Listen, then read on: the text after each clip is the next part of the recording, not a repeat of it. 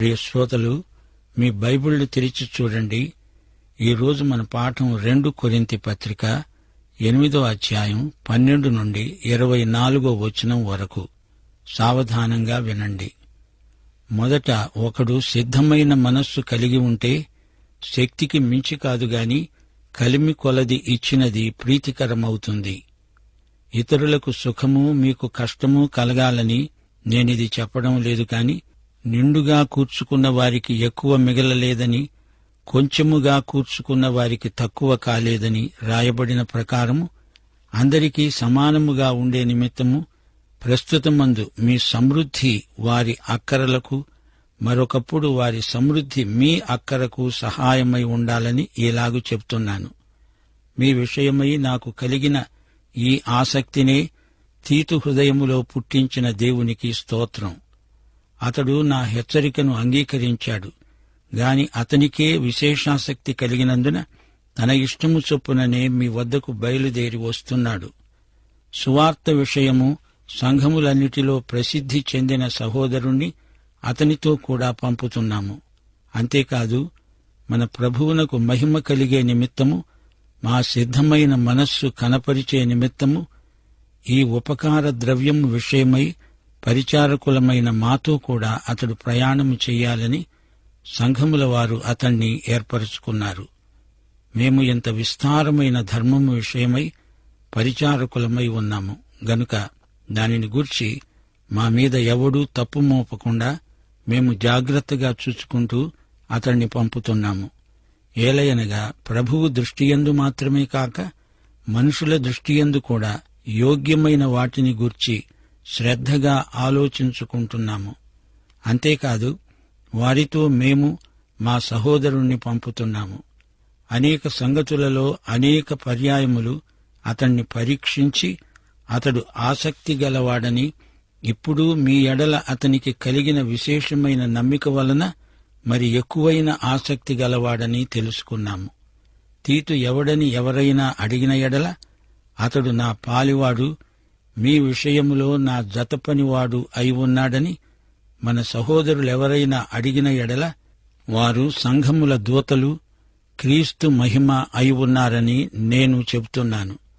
కాబట్టి మీ ప్రేమ యథార్థమైనదని, మీ విషయమైన మా అతిశయము వ్యర్థము కాదని వారికి సంఘముల ఎదట కనపరచండి. శ్రోతలు వింటున్నారా? దాతృత్వంలో స్వచ్ఛందమైన సిద్ధ మనస్సు ఉండాలి. ఒక వ్యక్తి ఇవ్వటంలో సంకోచించకూడదు. దేవుడేమీ బలవంతం చేయటం లేదు. నీకు లేనిది ఇవ్వమని దేవుడు నిర్బంధం చెయ్యడు. అలా ఒత్తిడి చేసేవాడు కాడు మన దేవుడు. పాత నిబంధనలో 10వ భాగం దాతృత్వ ప్రమాణం. మనమిప్పుడు కృప కింద ఉన్నాము.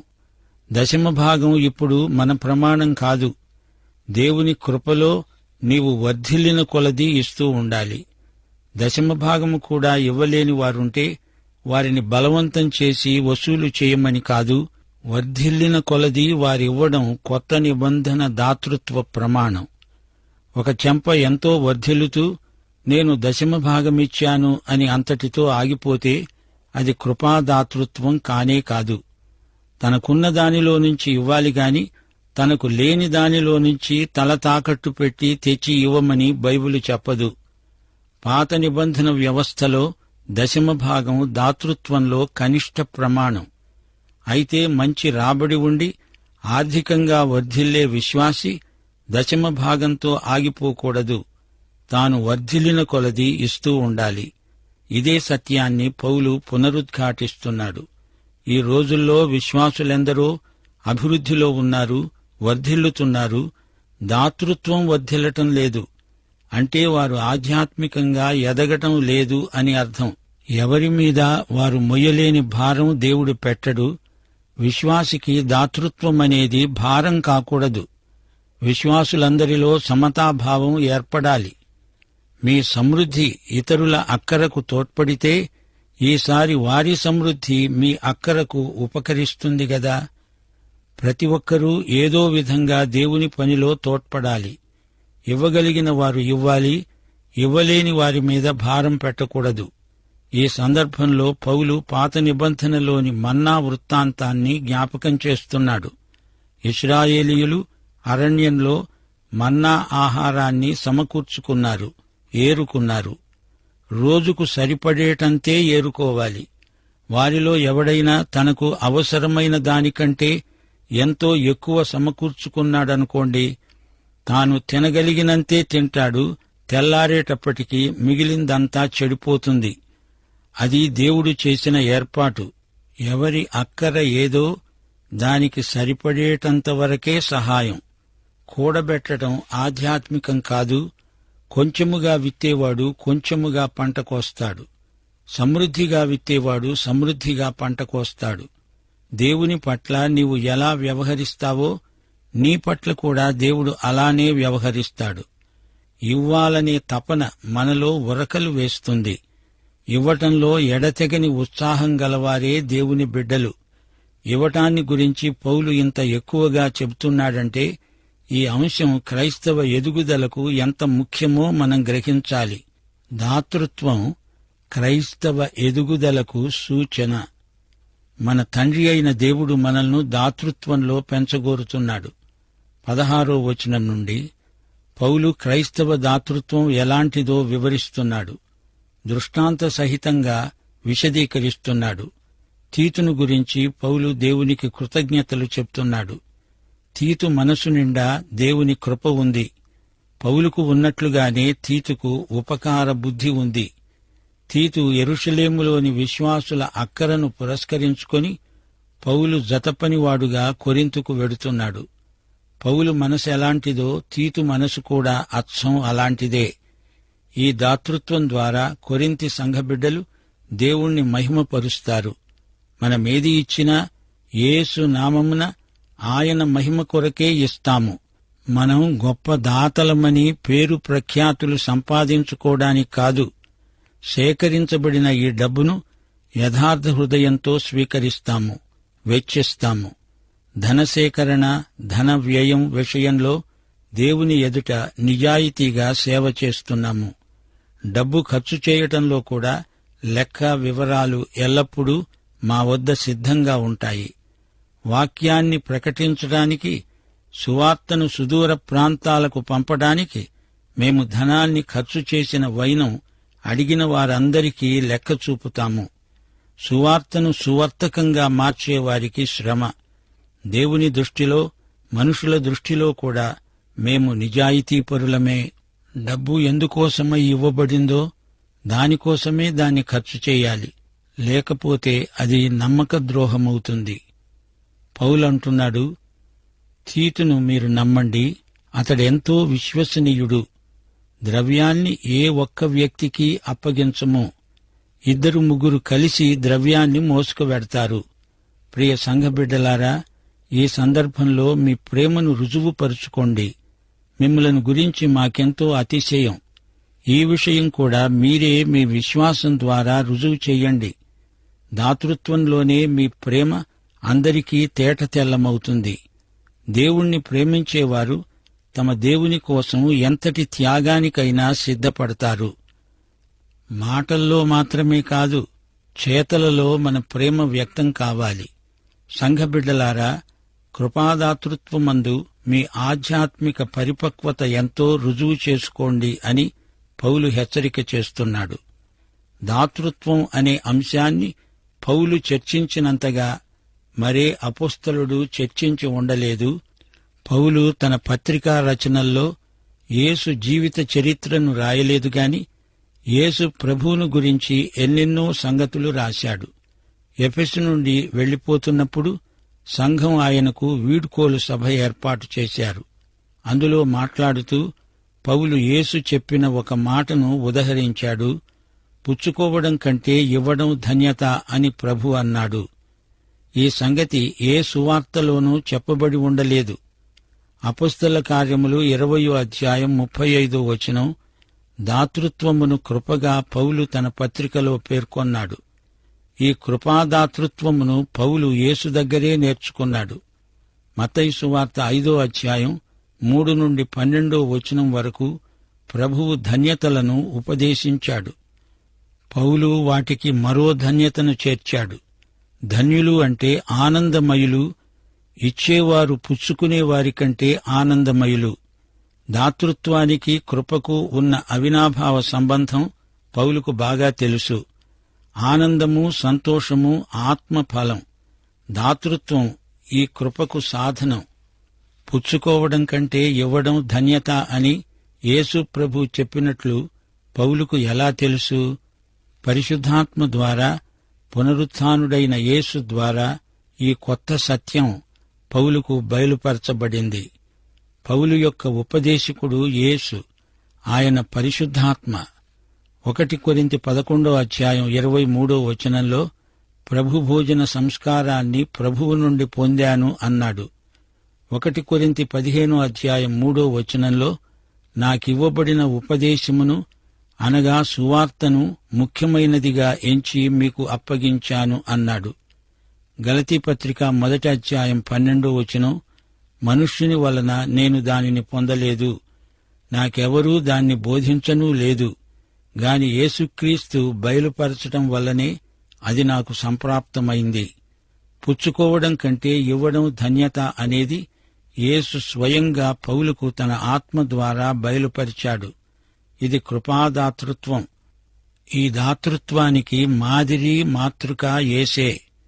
2 కొరింథీ 8:9 మీరు మన ప్రభువైన యేసుక్రీస్తు కృపను ఎరుగుదురు గదా.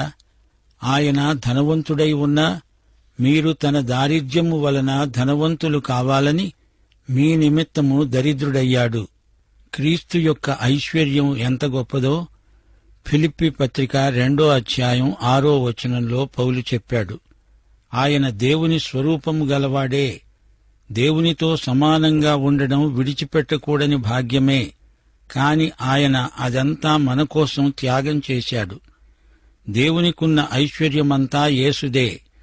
కీర్తనలు 50:10 అడవి మృగములన్నీ, 1000 కొండల మీది పశువులన్నీ నావే అన్నాడు దేవుడు. హగ్గయి 2:8 దేవుడు అంటున్నాడు, వెండి నాది, బంగారము నాది. యేసు మహాదాత. ఇవ్వటంలో ఆయనకు ఆయనే సాటి. ఈ లోకంలో ధనికులు ఎక్కువ ఇవ్వరు. ఇవ్వడం విషయంలో మహాధనికులు మహాదరిద్రులు. యేసు మహా ఐశ్వర్యవంతుడై ఉండి తనను తానే మనకు ఇచ్చివేసుకున్నాడు. తనకున్నదంతా మనకు ఇచ్చివేశాడు. మన కోసం ఆయన దరిద్రుడయ్యాడు. యేసు దాతృత్వం కృపాదాతృత్వం. కృప అంటే ఏమిటి? మనకు యోగ్యత లేకపోయినా దేవుడు మన అక్కరను తీర్చడానికి తనదంతా ఇచ్చివేశాడు. ఆయనే మన అక్కర, దాన్ని తీర్చాడు, తనదంతా ఇచ్చాడు. కృపాదాతృత్వానికి యేసు త్యాగమే గొప్ప రుజువు. ఆయన దారిద్ర్యము వలన మనము ధనవంతులమయ్యాము. ఆయన బీదవాడయ్యాడు గనుక మనము ధనికులమయ్యాము. యెరూషలేములో విశ్వాసులు చాలా ఇబ్బందిలో ఉన్నారు. ఇప్పుడు కొరింథీ సంఘస్థులు వారికి ద్రవ్య సహాయం పంపాలి. మాసిదోనియా సంఘస్థులు తమ లేమిలో నుండి ఇచ్చారు.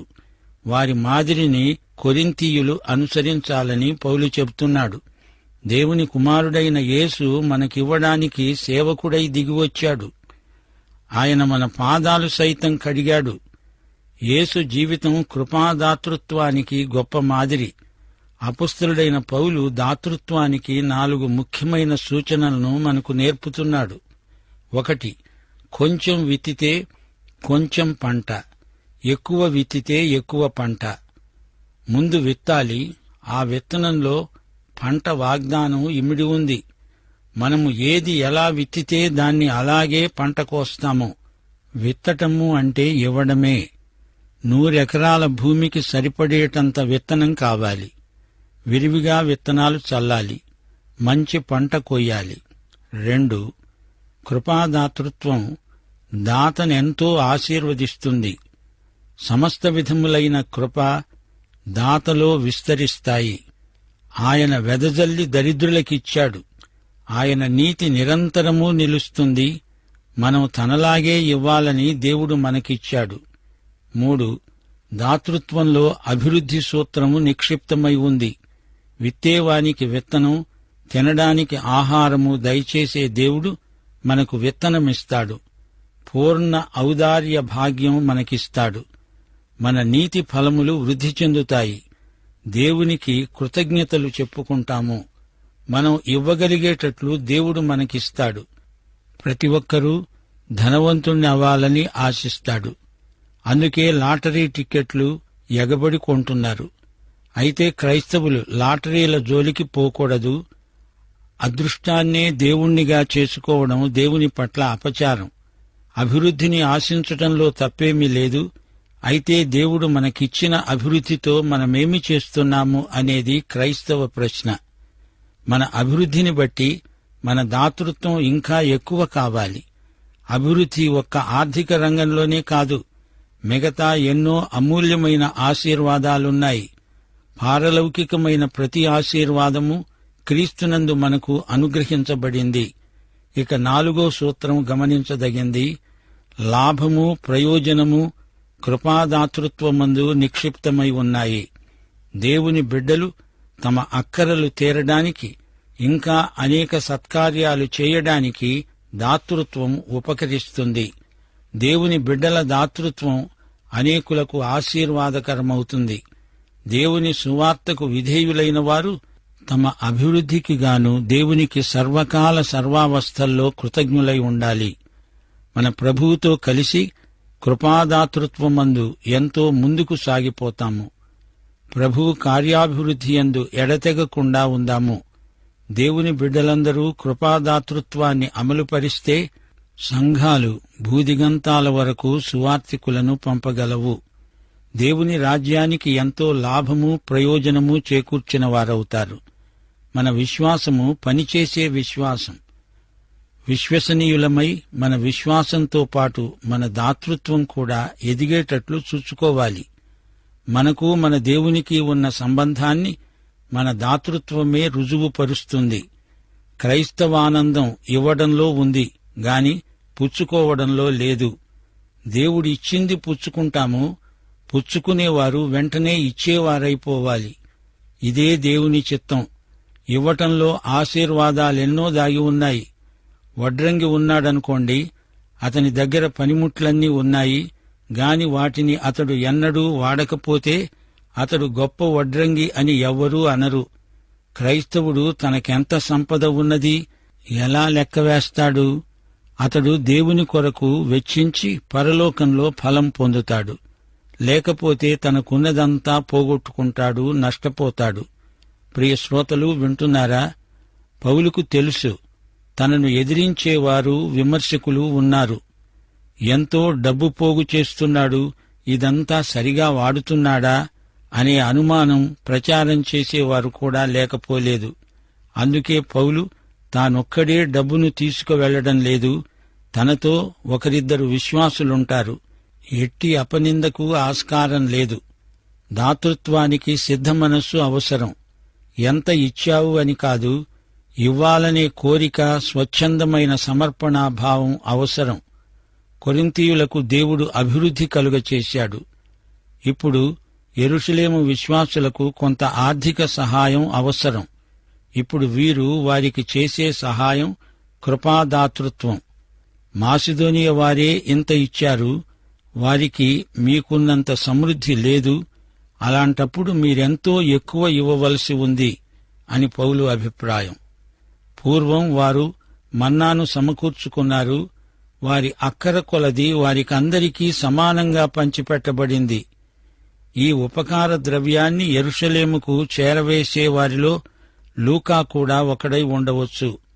ప్రియ శ్రోత, మన కోసమై శిలువ మీద తనను తాను ఇచ్చివేసుకున్న యేసును నీవు స్వకీయ రక్షకునిగా ఎరుగుదువా? ఎరిగి ఉంటే ఈ పాఠం నీకోసమే. ప్రభు అయిన యేసుక్రీస్తు వారి సత్కృప, తండ్రి అయిన దేవుని పరమప్రేమ, పరిశుద్ధాత్మ యొక్క నిత్య సహవాసము మనకందరికీ తోడై ఉండునుగాక. ఆమేన్.